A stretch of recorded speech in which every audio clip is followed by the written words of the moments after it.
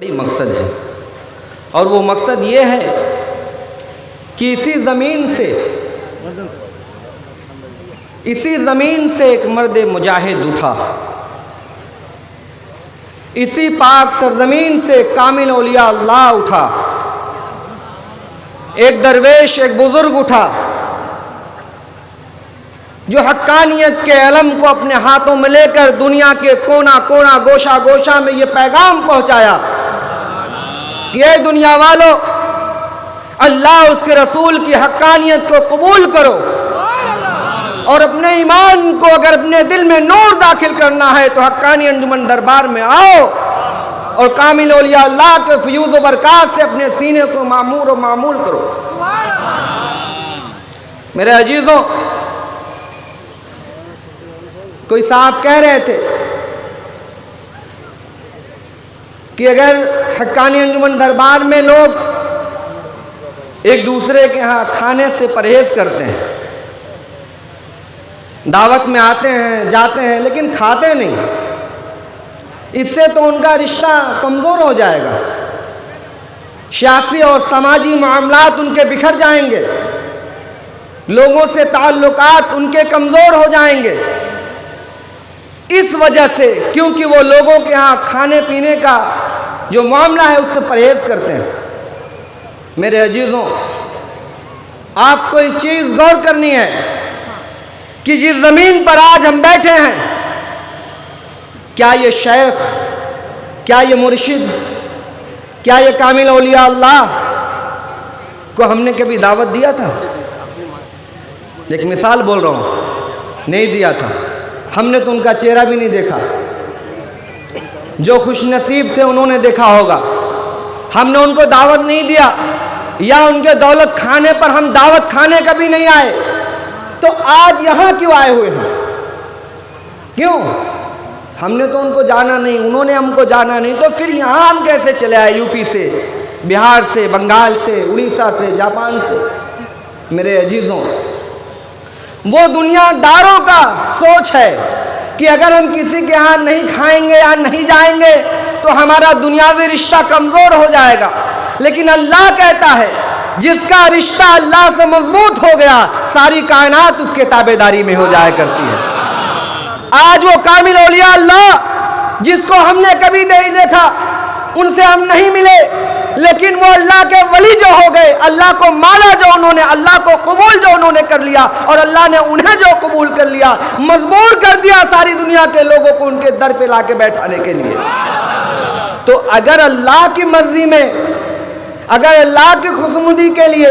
اگر اللہ کی رضا کے لیے، اللہ کو خوش کرنے کے لیے اگر پرہیزگاری کرتے ہو، تقویٰ کرتے ہو، تو یاد رکھو جو آج تمہاری مخالفت میں ہے، کل وہی تمہارے ساتھ کھڑے ہو جائیں گے، کیونکہ یہ اللہ کا نظام ہے، یہ شریعت مصطفیٰ صلی اللہ علیہ وسلم ہے، یہ دربار حقانی انجمن ہے، یہ بات قرآن مجید کی ہے۔ یہاں پر کوئی اپنے گھر کی بات نہیں بتاتا، اپنے گھر کی تعلیم و تربیت کی، کسی کو درس و تدریس کی بات نہیں کرتا، بلکہ جو بھی اس ممبر پہ کھڑا ہو کر بیان کرتا ہے وہ اللہ، اس کے رسول اور کامل اولیاء اللہ کی بات ہی بیان کرتا ہے۔ میرے عزیزوں، قرآن کریم میں اللہ تبارک و تعالیٰ نے ارشاد فرمایا، آل عمران 104 نمبر آیت کے اندر، کہ اور تم میں ایک جماعت ایسی ہونی چاہیے جو لوگوں کو نیکی کی طرف بلائے اور اچھے کام کرنے کا حکم دے اور برے کاموں سے منع کرے، اور بے شک یہی لوگ کامیاب لوگ ہیں۔ ایک سوال ہے میرے دوستوں، تم میں سے ایک ایسی جماعت ہونی چاہیے، یہ قرآن کریم کہہ رہا۔ ایک بار حقانی درود شریف پڑھیں، اللہم صلی وسلم بارک علی عبدک الرسول الکریم رحمت للعالمین شفیع المذنبین سیدنا مولانا نبینا محمد وعلی آلہ وآلِ بیتہ واولادہ وذریتہ وازواجہ وصحبہ واولیاء وامتہ اجمعین کما صلیت وسلمت وبارکت ورحمت علی سیدنا ابراہیم وعلی آل سیدنا ابراہیم انک حمید مجید۔ ایک بار اور پڑھیں، اللہم صلی وسلم وبارک علی عبدک الرسول الکریم رحمت للعالمین شفیع المذنبین سیدنا و مولانا نبینا محمد وعلی آلہ وآل بیتہ واولادہ وذریتہ وازواجہ وصحبہ واولیاء و امتی اجمعین۔ تو جس جماعت کے بارے میں اللہ تعالیٰ نے ارشاد فرمایا سورہ آل عمران کے اندر کہ تم میں سے ایک ایسی جماعت ہو، ایک ایسا گروہ ہو، ایک ایسی جماعت ہو جو لوگوں کو اچھائی کی طرف بلائے۔ آپ بتائیں کہ حقانی انجمن دربار میں اگر کوئی آتا ہے تو اسے کیا تعلیم ملتی ہے؟ اس کو تعلیم ملتی ہے بابا 5 وقت نماز کی پابندی کرو، بنا قضا 5 وقت نماز کی پابندی کرو، اور بغیر قضا یہ حقانی وظیفہ پڑھو، اور حلال رزق کھاؤ اور کماؤ، اور جہاں تک ہو سکے پرہیزگاری کرو۔ یہ کیا ہے؟ یہ کن لوگوں کا کام ہے؟ یہ جو نماز کی بات کہی جا رہی ہے اس ممبر سے، کیا یہ نماز کی بات صوفی اذان گاچھی رحمۃ اللہ علیہ نے اکیلے کہی ہے؟ نہیں، اللہ تبارک و تعالیٰ نے کہا کہ اے مومنو نماز قائم کرو۔ تو گویا اگر نماز قائم کرنے کی بات اگر کی جا رہی ہے اس دربار حقانی انجمن سے، تو یہ حقانی انجمن دربار کی بات نہیں ہے صرف، بلکہ اللہ اس کے رسول کی بات ہے یہ۔ اور جو قرآنی وظیفہ کا ذکر ہوتا ہے، یاد کیجئے آج لوگ کہتے ہیں کہ یہ بدعت ہے، وہ بدعت ہے، یہ پڑھنا جائز ہے، وہ پڑھنا ناجائز ہے، یہ ہے، وہ ہے، ایسی بات ویسی بات۔ ان سب باتوں پر دھیان مت دیجئے، ان سب باتوں پہ غور مت کیجئے، کیونکہ یہ کوئی نئی بات نہیں ہے، بلکہ یہ بات اس وقت کی ہے جب میرے آقا نے محمد مصطفیٰ صلی اللہ علیہ وسلم کی ذات بابرکات نے مکہ کی وادی میں، مکہ کے شہر میں جب یہ کہا تھا اشہد ان لا الہ الا اللہ وحدہ لا شریک لہ واشہد ان محمدًا عبدہ ورسولہ، میں گواہی دیتا ہوں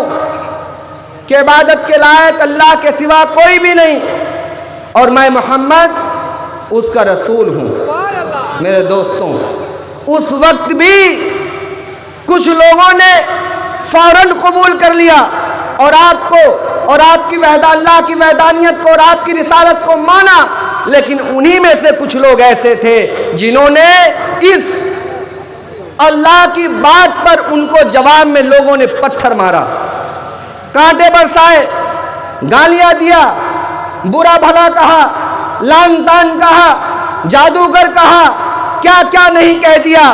ان کو جن کے صدقے میں ساری کائنات کا نظام اللہ نے چلایا، ان کو جن کے صدقے میں اللہ نے جنت کو بنایا، ان کو کہا لوگوں نے جن کے لیے اللہ تعالیٰ نے 18,000 مخلوقات کو پیدا کر دیا، ان کو کہا لوگوں نے جس کے وسیلے سے سورج اور چاند آسمانوں میں گردش کرتے ہیں، ان کو کہا لوگوں نے جن کی مہک سے، جن کی خوشبو سے پھولوں کو خوشبو عطا کر دی گئی، ان کو کہا لوگوں نے جن کے نام سے مکھیاں پھولوں کے رس کو چوستی ہیں اور اللہ اسے شہد میں تبدیل کر دیتا ہے۔ میرے عزیزوں، لیکن وہ اللہ کے نبی، وہ اللہ کے محبوب، وہ سرور کائنات، وہ مفکر موجودات، وہ خاتم النبیین، وہ سید المرسلین، وہ سید الانبیاء صلی اللہ تعالی علیہ وسلم نے ان کو جواب میں گالی نہیں دیا، ان کو جواب میں مارنے پیٹنے کی بات نہیں، جواب میں ان کو برا بھلا کبھی نہیں کہا، جواب میں ان کو لعن طعن نہیں کیا، جواب میں ان کو کوئی ایسی بات نہیں کہی جس سے ان کو تکلیف پہنچے، بلکہ یہ کہتے رہے کہ اے اللہ اگر یہ اللہ اس کے رسول کو نہیں پہچانتے تو میں دعا کرتا ہوں اے بے باری تعالیٰ ان کے دل میں ایمان کی وہ روشنی پیدا کر جس سے اللہ اس کے رسول کی حقانیت کو یہ پہچان سکیں۔ آج حقانی انجمن دربار لوگ بدعت کے نام سے کہتے ہیں، کیا کیا لعن طعن نہیں کہتے، لیکن میرے حضور قبلہ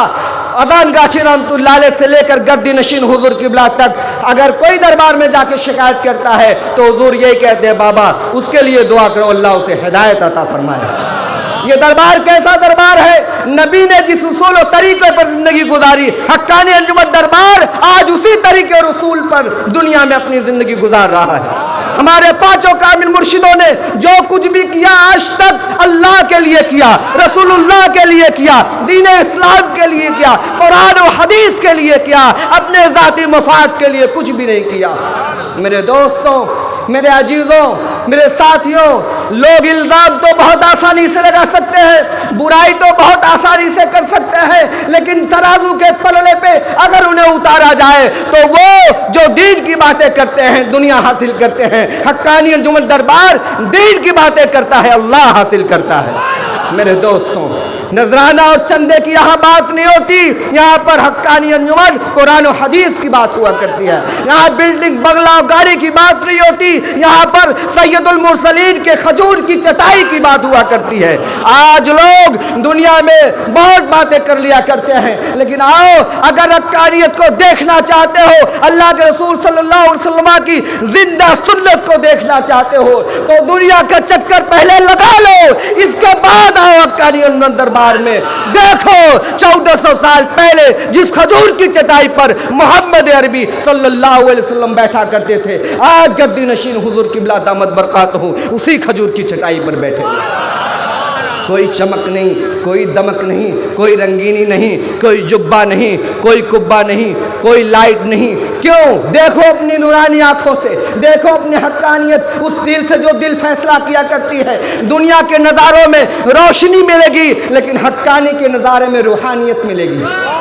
अल्लाह का नूर मिलेगा। वो शेख ऐसा कामिल है, दुनिया का गुनहगार से गुनहगार जब हक्कानी दरबार में आता है तो अल्लाह ताला उसे ईमानदार बना देता है, अल्लाह उसे अपना दोस्त बना लेता है। लोग कहते हैं हक्कानी अंजुमन दरबार में आलिम नहीं है। याद रखो, तुम उस आलिम की बात करते हो जो किताब पढ़ के आलिम बना, लेकिन मेरे दरबार में एक ऐसा आलिम बैठा हुआ है जो तुम्हारे दिल की भी खबर रखता है, तुम्हारे घर की भी खबर रखता है, तुम्हारे दादा बाबा की भी खबर रखता है। और ऐसे दरबार में अगर आओगे तो कसम बा खुदा की वो इल्म तुम्हें मिलेगा जिस इल्म की खबर तुम्हें नहीं है, वो नॉलेज तुम्हें मिलेगी जिसका आता पता तुम्हें नहीं है, वो ईमान तुम्हें मिलेगा जिससे तुम्हारी सात नस्लें पाक हो जाएंगी और अल्लाह इंशाअल्लाह ताला रोज़े महशर में जन्नतियों के साथ हिसाब करेगा। ये मामूली दरबार है, ये मामूली दरबार है, ये बिल्डिंग बनाने वाला दरबार है। मैं किसी के ऊपर तन थोड़ी बोल रहा हूँ, हक है ये। कुरान ने कहा, ऐ महबूब, ऐ रसूल, आप लोगों की हक बात बताते हैं, लोगों को दीन की बात बताते हैं, उनसे कोई उजरत नहीं लेते। आपकी उजरत अल्लाह की तरफ, कहिए सुभान अल्लाह। रसूलुल्लाह की उजरत अल्लाह की तरफ, कामिल औलिया अल्लाह की उजरत अल्लाह की तरफ, कामिल फ़कीरों की उजरत अल्लाह की तरफ, खुलफाए राशिदीन की उजरत अल्लाह की तरफ, सैयदुल मुरसलीन की उजरत अल्लाह की तरफ, सारे अइम्मा इकराम की उजरत अल्लाह की तरफ, शोहदा की उजरत अल्लाह की तरफ, दुनियादारों की उजरत दुनिया में, अल्लाह वालों की उजरत अल्लाह की बारगाह मुकद्दसा में कल रोज़े महशर में मिलेगी। जब आज इस तपती हुई धूप में आप बैठे हुए हो, कल इंशाअल्लाह ताला वो तपता हुआ धूप जो सवा नेज़े पर खड़ा होगा, ज़मीन ताबे की होगी। आज ये जो पसीने से तरबतर हो, कल मुर्शिद के सामियाने में आओगे, कल रहमत भरे सामियाने में आओगे। वो नबी जिसका कलमा हम पढ़ते हैं और वो अली जिसकी बारगाह में हम बैठा करते हैं, कहेगा ये मेरा वो मुरीद है जो तकवा किया अल्लाह के लिए, जो परहेजगारी किया अल्लाह के लिए, जो नमाज पढ़ा अल्लाह के लिए, जो कुरान पढ़ा अल्लाह के लिए। लोग इसको बुरा कहते थे, जवाब नहीं देता था, क्योंकि ये अल्लाह की रजा के लिए इबादत किया करता था, अपने आप को मुत्तकी कहलाने के लिए नहीं, अपने आप को नमाजी कहलाने के लिए नहीं, अपने आप को आलिम कहलाने के लिए नहीं, बल्कि अगर ये दरबार में जुड़ा और बैठा रहा तो ये अल्लाह उसके रसूल की ताबेदारी के लिए बैठा रहा, अल्लाह उसके रसूल की रजा के लिए बैठा रहा। जो तकलीफें मुसीबतें लान तान ये दुनिया में बर्दाश्त करके आया है, اللہ کہے گا اس روز محشر میں تمہیں کچھ برداشت نہیں کرنا ہے، اللہ کی رحمت جوش میں آئے گی، اور سارے وظیفہ پڑھنے والے، نماز کی پابندی کرنے والے، تقوی اختیار کرنے والے، پرہیزگاری کرنے والے اور مرشد سے محبت و عقیدت رکھنے والے، چاہے دنیا کے کسی کونے میں رہو، کہ اللہ کی رحمت انشاءاللہ تعالی ہم سبوں کو جنت میں داخل کرے گی۔